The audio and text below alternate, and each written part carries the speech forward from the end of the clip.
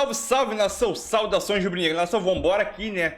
Reagir em mais um vídeo do nosso Flamengo. Flamengo estreia no Campeonato Carioca contra o Audax no Maracanã por volta de 9h30 da noite. Será transmitido pela Band, né? O jogo. Eu, Mauro César Pereira, como um excelente comentarista, na minha visão, ele falou o que ele pensa sobre o Flamengo no Campeonato Carioca e também o que espera do Vitor Pereira nessas três decisões que estão por vir aí, né?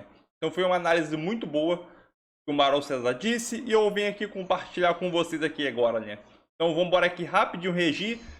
Créditos a Jovem Pan Esporte, né? Vou deixar o link na descrição como créditos a Jovem Pan Esporte. É isso aí, vambora e vambora pro vídeo. Falei vambora duas vezes, mas é isso aí, tamo junto. Mauro César Pereira, boa tarde. Hoje a gente vai acompanhar a estreia do Flamengo no Campeonato Carioca com essas do Flamengo. Decisão sábia do Mengão, Mauro, de entrar já com a base no Carioca nesses primeiros jogos? Eu acho que é quase obrigatório em função aí do pouco tempo ainda de treinamento com a nova comissão técnica. Esse jogo é da quinta rodada, né? Ele está sendo antecipado para hoje porque o Flamengo viaja para o Marrocos aí no final de janeiro, começo de fevereiro. Acho que já no começo de fevereiro, né? Que o primeiro jogo é dia 7, né? Então deve viajar lá pelo dia 2, dia 3, alguma coisa em torno disso.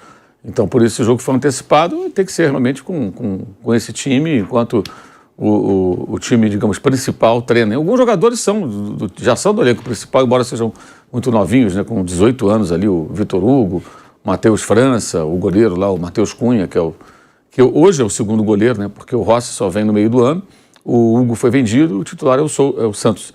Então, o goleiro que joga hoje já é o goleiro reserva imediato do Santos, e que vai ter oportunidade. Mas acho que é uma medida mais do que natural até. Acho que o estadual também não dá para tratar muito mais do que isso, não. Ainda mais nesse começo, né? Esse comecinho de temporada, para quem tem várias competições. O Flamengo tem, além do estadual, tem mais 3 competições, né? Supercopa, Recopa e Mundial. Tudo isso até a terça-feira seguinte do Carnaval, né? Tem a terça de Carnaval, tem o jogo da Recopa, o primeiro, no Equador, e na terça seguinte, no Rio de Janeiro. Então, num período muito curto, aí tem 3 taças em disputa, então evidentemente tem que tratar o Campeonato Carioca como algo secundário, ainda mais numa rodada antecipada como a de hoje. E o Flamengo abre a temporada 2023, nós vamos acompanhar hoje Flamengo e Audax Rio, a estreia do Campeonato Carioca para o Mengão. E Mauro, ontem a gente até passou aquela sua informação sobre o Quinteiro, o Flamengo desistiu do negócio, abriu conversas, mas não prosperou no papo com o Quinteiro, com seus representantes. O Flamengo já saiu do mercado da bola, segue ativo no mercado da bola, vai contratar ainda mais alguma peça, Mauro? Assim, pode ser que contrate, mas também pode ser que não contrate mais ninguém. Contratou o Ayrton Lucas em definitivo, o Varela também, que estava até o meio do ano, hoje eles anunciaram que fizeram já um contrato até 2025, um pré-contrato, que o contrato dele na Rússia termina no meio do ano. Então já está engatilhado um pré-contrato para emendar no contrato em vigor que acaba no meio do ano até 2025. Contratou o Gerson de volta, agora já acertou com o Rossi, que aí depende agora de uma eventual mudança de posição do Boca para que ele seja liberado antes, mas na pior das hipóteses ele vem no meio do ano para o Brasil. E o Quinteiro foi uma questão de relação custo-benefício. Era um jogador aí de 700 e poucos mil por mês, para ser reserva, né? Certamente seria reserva. Poderia até ganhar a posição, nunca se sabe, né? Mas a priori seria reserva. E o Flamengo já tem um reserva caro, que é o Vidal, por exemplo. O Gerson é um jogador que deve empurrar alguém para a reserva se ele realmente ganhar a posição. Claro que a ideia é ter um elenco bem completo e com reservas bem próximas dos titulares. Mas chegaram à conclusão que seria muito caro. Essa foi a informação que eu apurei. A relação custo-benefício não era boa, mais ou menos isso. Mas eu acho também que existem algumas dúvidas com relação ao jogador pelo histórico de lesões, questões de peso também, que ele já teve problema de peso e tal. Eu acho que eles juntaram tudo num caldeirão e acharam que não. Mas vamos imaginar que o jogador não tenha nenhuma proposta. Ele tem proposta, tem mercado, mas não tem nenhuma proposta que o agrade. E amanhã o agente dele procura e vem com uma outra pedida. Nada impede que eles voltem a negociar. Se chegar com uma outra, digamos, pretensão, de repente eles voltam a falar, mas no momento está parado. E tem muita especulação, né? E tem aquelas coisas ridículas, além do Monitora, que é patético, né? Monitora não é notícia em lugar nenhum do mundo, só no Brasil. Monitora o quê? Isso não é notícia. Notícia não é monitora. Notícia é quando o time se interessa pelo atleta, especialmente quando faz um contato com o clube, ou outro clube, ou com os agentes do jogador, e começa ali, olha, Ou faz uma consulta, pelo menos. Olha, eu quero saber quanto custa o passe do fulano, eu quero pagar a multa, eu quero levar para o meu time. Aí você tem ali, pelo menos, uma intenção clara de contratação. Monitora não é nada. Aí ontem já colocaram outros nomes. E, geralmente, quem coloca esses nomes são pessoas que querem valorizar os jogadores. Hoje, você pega qualquer lugar do mundo, você pega jogador que tem, o clube que tem grana para investir, é óbvio que o cara solta um nome, o fulano de tal está sendo monitorado. O fulano de tal vai para as manchetes. Aí o nome se espalha em rede social. É uma propaganda gratuita e é muito fácil. E quem faz isso são jornalistas, que acho que trabalham muito mal, nesse caso, e os tais dos influenciadores e tal, que ficam ali propagando o que não é notícia. O que não é notícia. O torcedor que deveria ter um pouco mais de controle de qualidade, sabe? Acho que está na hora do torcedor aprender a filtrar a quantidade enorme de informações, entre aspas, boa parte delas, né? Porque não são concretas. E se o cara fizer pegar um caderninho, anotar a quantidade de nomes especulados, ele daqui a uns 6 meses ele olhar e falar, meu Deus do céu, olha só, fulano no Palmeiras, Beltrano no Corinthians. E às vezes o próprio clube lança isso para... Conselheiros adoravam fazer isso. E às vezes o próprio clube faz isso também para fazer cortina de fumaça. Cristiano Ronaldo do Corinthians. Exatamente. Você solta uma dessa, aí você não discute os problemas do clube. Exatamente. E no caso do Corinthians tem um detalhe, você vê essa negociação no mínimo controversa do Yuri Alberto, e é enorme cortina de fumaça. Felipe Coutinho, Cristiano Ronaldo, arquibancadas extras no estádio de Itaquera. Então fica falando dessa coisa toda, aí de repente surge o Yuri Alberto, que é um ótimo jogador, mas a maneira como a negociação foi feita é no mínimo discutível, no mínimo. Mas assim, qual o raciocínio ali que me parece? Quem vai me dar retorno imediato? Esse jogador, ele vai fazer gols, eu vou ganhar jogos com ele. Os outros são muito pro futuro e tudo. Aí não é problema meu, é problema de quem vai estar aqui amanhã, mesmo que seja do meu grupo político. É como você trabalha no Brasil, né? A diretoria de muitos clubes, né? O Vampeta que tem o crachá de monitorador. Um dia eu vou trazer, tá lá. Um dia eu vou botar tem notícia aqui, todo dia. Você vai ver, mano, eu vou vir com ele, Amanhã eu vou com ele, sexta-feira. Vou imaginar Sextou, amanhã eu vou trazer. Vampeta tá lá no Ninho, liga a TV para assistir um jogo do Campeonato Turco.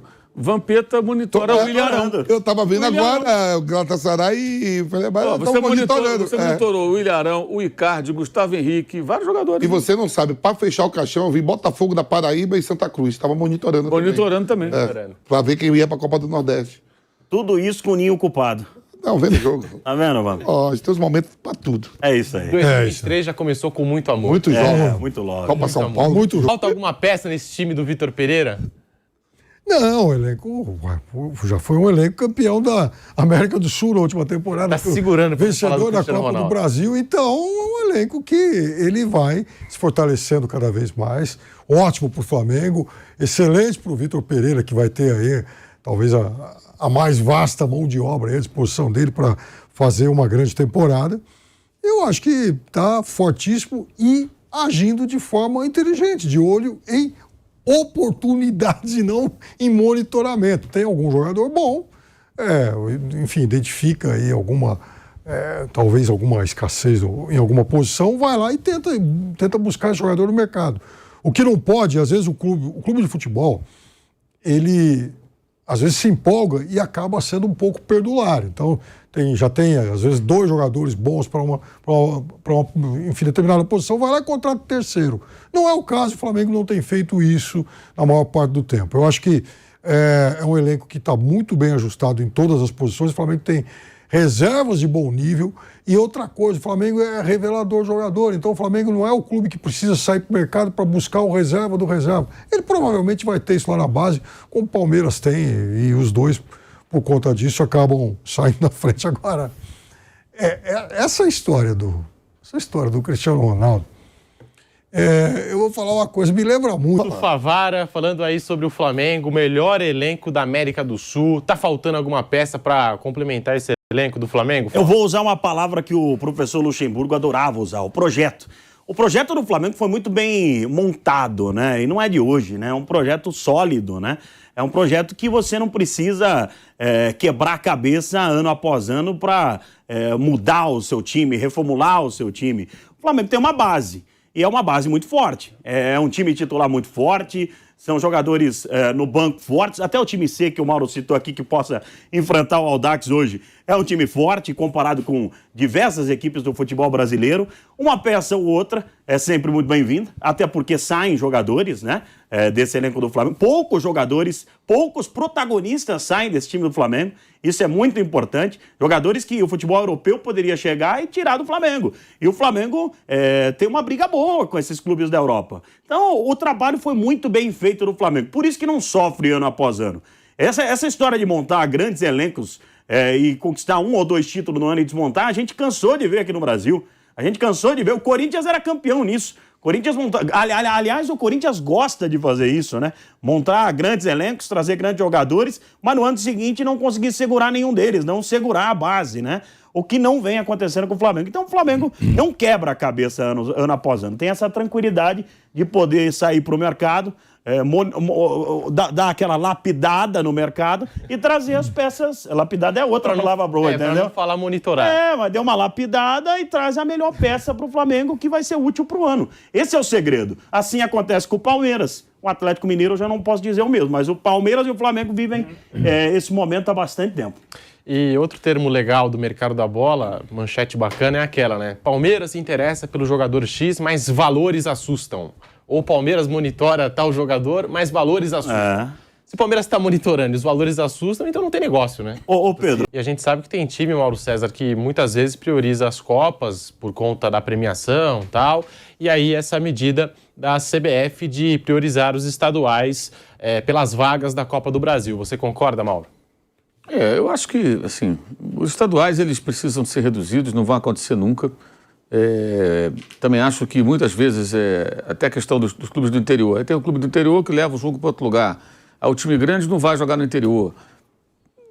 Qual o sentido disso? Eu acho que, até o Piperno teve agora lá na Europa, eu acho que as federações, já que elas existem, né, elas não deveriam existir, na minha opinião, mas já que elas existem, estaduais, federações estaduais, já que elas existem, deveriam organizar campeonatos que fomentassem o futebol regionalmente. Ou seja, você pega um estado como São Paulo, um estado grande, muitos municípios, Minas Gerais, que tem mais municípios ainda, cria competições regionais, que se você faz competição regional, você reduz custo, você não tem grandes deslocamentos, você não precisa de hotel, porque você vai, joga e volta para casa, você vai ali num raio de 100, 150 quilômetros, né, fazer uma viagem curta, joga, e dali você faz classificatório para chegar numa outra fase, e aí esses times vão se classificar para quê? Para um estadual curto, onde terão a oportunidade de enfrentar os times que têm divisão. Time da primeira divisão, segunda, terceira, quarta divisões. Porque a maioria não tem divisão nenhuma, a maioria está fora. Sim. Não participa nem da quarta divisão. E aí você dá calendário ao longo do ano. A ideia de que, porque o pequeno tem que jogar com o grande. De repente, o pequeno joga em casa um time do interior de São Paulo. Ele vai pegar quem no campo dele em um ano, por conta do Campeonato Paulista? O Corinthians, Palmeiras, São Paulo e Santos. 2 dos 4, né? Porque 2 ele vai ter mando, 2 ele não vai ter mando. Então, tudo isso para fazer 2 jogos. 2 jogos. Também não pega nem os 4, porque ele tá no grupo dele e não enfrenta. Com esse regulamento, menos ainda. Se fosse todo mundo contra todo mundo, você teria 2. Como é assim, você tem menos ainda. E o Mauro, você sabe... De repente, você pegar um grande o ano inteiro. Não seria melhor ter jogo o ano inteiro? Se você pegar, por exemplo, lá, o Moricambi, lá, daquele camarãozinho no escudo, da 4ª divisão, vai ver o número de jogos dele, ele vai ter tantos ou mais jogos que o Aston Villa, por exemplo, que não joga em uma competição internacional. A não ser que ele avance nas Copas em casa, né? Na Copa da Inglaterra. Na Inglaterra, eles têm, inclusive, Copas voltadas para times da 3ª divisão para baixo, para que eles tenham um calendário. Os times jogam, e a final é um Wembley. A Alemanha tem ligas regionais também. Na Inglaterra, até a 5ª divisão é nacional. A partir da 6ª é regional. E conforme vai descendo, mais regionalizado é. Ou seja, numa área menor para que os times possam jogar entre eles. Os times têm calendário. Times semiprofissionais jogam o ano inteiro. Fazem 45 jogos, 46 jogos por ano. Dentro da sua realidade. Aí, mas quem vai pagar essa conta? As federações têm que pagar essa conta. Já que elas existem, deveriam pegar o dinheiro que elas recebem dos grandes e subsidiar os campeonatos, como pagando juiz, ajudando com despesas de uniforme. Não é banco para ficar guardando. É lógico. O Palmeiras na Supercopa do Brasil. A gente teve a definição da sede, vai acontecer em Brasília. A CBF conseguiu as garantias de segurança em Brasília. E o jogo vai acontecer no dia 28 de janeiro. Ontem se falava no dia 29 de janeiro, hoje já passou para o dia 28 de janeiro, às 16h30. E aí pergunto para você, Fábio Piperno, dia 28 de janeiro já é uma baita decisão, baita jogo, Flamengo e Palmeiras. Vitor Pereira começando seu trabalho no Flamengo, Abel Ferreira já um pouco mais consolidado no Palmeiras, mas ainda assim é um jogo que o time perdedor pode sofrer alguma pressão para o restante da temporada, pode levar alguma coisa para o restante de 2023. Você concorda, Piperno? Olha, antes de falar sobre isso, eu queria entender porque salvo algum engano assim de memória e tal, Brasília nos últimos tempos é uma cidade que tem enfrentado algumas turbulências, né? E eu acredito que o Brasil tenha outros locais, né, um pouco mais apropriados nesse momento para receber um jogo desse tamanho. Dito isso, eu quero dizer, eu acho sim que é óbvio que vai ser um jogo que vai atrair a atenção do país todo. Ninguém vai conseguir, o torcedor, boa parte da crítica e tal, não vai querer saber se os dois times então estarão jogando numa situação de retorno há pouco tempo de férias, né? Início de trabalho para a temporada, porque o que vai ser avaliado realmente vai ser o resultado ali, como tem acontecido todo ano nesse confronto, como foi Flamengo e Palmeiras em 21, o Flamengo e Atlético Mineiro em 22. O resultado vai pautar muita coisa. Isso é inevitável em um confronto desse tamanho. Agora, é óbvio também que eu acho que os dois clubes eles têm suficiente frieza, né, e lucidez para também não se deixar impressionar com aquilo que vai acontecer em um jogo disputado no mês de janeiro. Esse jogo, obviamente, não é difícil, ele não pode ser o balizador do que pode ser a temporada do que a gente poderia projetar como temporada para os dois.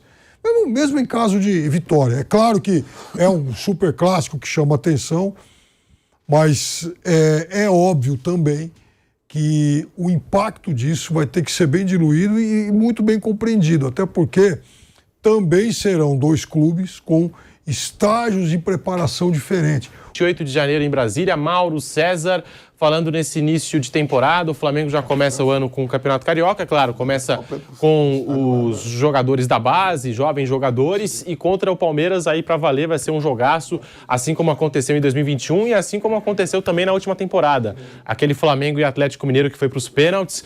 E esse ano, Mauro, se o Flamengo perder, se o Palmeiras perder, quem sair derrotado vai levar essa pressão para o restante da temporada? E no caso do Flamengo vai ser ainda pior, porque é o Vitor Pereira que está começando o trabalho? Eu acho que esse jogo deveria ser encarado mais como um entretenimento, como foi o de 2021. É um jogo legal, um jogo bacana e tudo. Ganhou, você vai comemorar, tirou um sarro ali, mas acabou. Dia seguinte, normal, não dá para tratar... assim, a própria imprensa dá uma exagerada nisso aí, né? Ano passado, o Flamengo e o Atlético fizeram um jogo muito bom. O Atlético dominou parte do jogo, o Flamengo dominou outra parte. Eu acho até que o Flamengo jogou melhor. Estava melhor, tinha virado o jogo, aí toma um gol de empate, até numa falha do Rodinei, né? Diga-se de passagem, né? Ele consegue perder na cabeça para o Vargas, aí o Hulk faz o gol. E aí vamos para os pênaltis. O Flamengo tem alguns match points ali, não mata, né? Não consegue matar e perde nos pênaltis. Cara, foi um jogo super equilibrado, com domínio das duas equipes, com 500 pênaltis perdidos. Foi igual Palmeiras e Flamengo um ano antes. O Palmeiras teve várias chances, também não matou.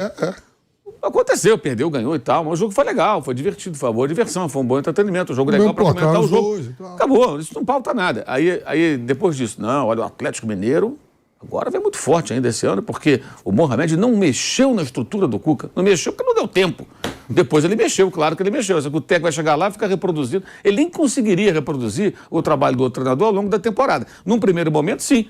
Mas com o passar do tempo, as necessidades de adaptação, de mudança, de encaixar o jogo com o adversário, ele vai fazer com os métodos dele, não do Cuca. Isso é uma coisa evidente. Como foi um período muito curto, ele meio que deixou no piloto automático ali e evitou mudanças muito bruscas na estrutura da equipe. E depois o Atlético, conforme mexeu do Mohamed, desandou. E quando o Cuca voltou, piorou. E o Atlético fez uma temporada pífia. Quase ficou fora da Libertadores com um elenco caríssimo. Então aquele jogo serviu para quê? Para nada. Não projetou nada aquele jogo. Aquele foi só um jogo. E o Flamengo também. O técnico foi embora e o Flamengo jogou bem ali. Ali o Paulo Sousa não estava tomando pancada. Ali ele tentar uma linha de 3 ali não era o problema, porque o Lázaro jogou na função e jogou bem, deu passe para gol e tudo. Ah, não, olha só, o Lázaro. Enfim. Esse jogo é só entretenimento. Eu vejo dessa maneira. Como na Europa tem Supercopa e ninguém briga por isso. Joga lá. Liverpool e City abre a temporada. Ganhou, perdeu. Um Wembley na França no Ok, né? Levanta a taça, comemora, põe lá na estátua, ganhei uma Supercopa, mas ninguém entra em crise por isso. O dia seguinte trabalha-se normalmente, porque não é para isso tudo. Eu vejo dessa forma, acho legal. Mas acho que tem que ter maturidade para lidar com isso. E se a imprensa, a torcida supervalorizar, a parte da imprensa, a parte da torcida, acho que o clube tem que se fechar e pensar, gente, esse jogo foi um jogo importante, mas até a página 2. Tem coisas muito maiores pela frente, vão trabalhar aqui, deixa eu falar lá fora. Acontecendo, hein, Mauro? Tem que ser assim. O que o Mauro César falou nesse finalzinho é verdade.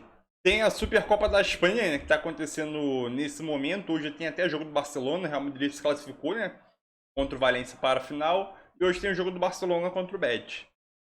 Eu não dou nem importância, entendeu? Foi campeão, beleza, volta, no dia seguinte é a rotina normal. Só que no Brasil, né, é tudo um pouco elevado demais aí, né. Só que, voltando a falar sobre o Campeonato Carioca, o Flamengo estreia, vai colocar o time reserva sub-20 mesmo, como a Mauro falou. E é isso aí, treinando, esperando o time principal, treinando o time principal, o Vitor Pereira, para buscar os títulos que é a Supercopa do Brasil, né? O Mauro César falou, é um jogo de entretenimento. Até vai, mais perto pra tu ver, entendeu? Óbvio, o Flamengo perdeu ano passado, Galo, mas foi campeão no final, entendeu? Aquilo é um título como qualquer outro. No final, quando todo mundo conta, ganhou quanto título?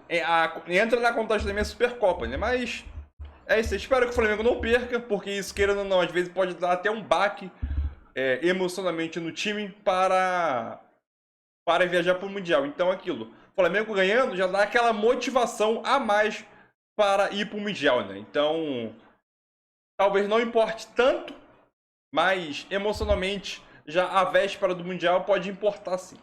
Essa é a minha opinião. É isso aí, tamo junto e saudações de rubro-negra. Valeu, nação!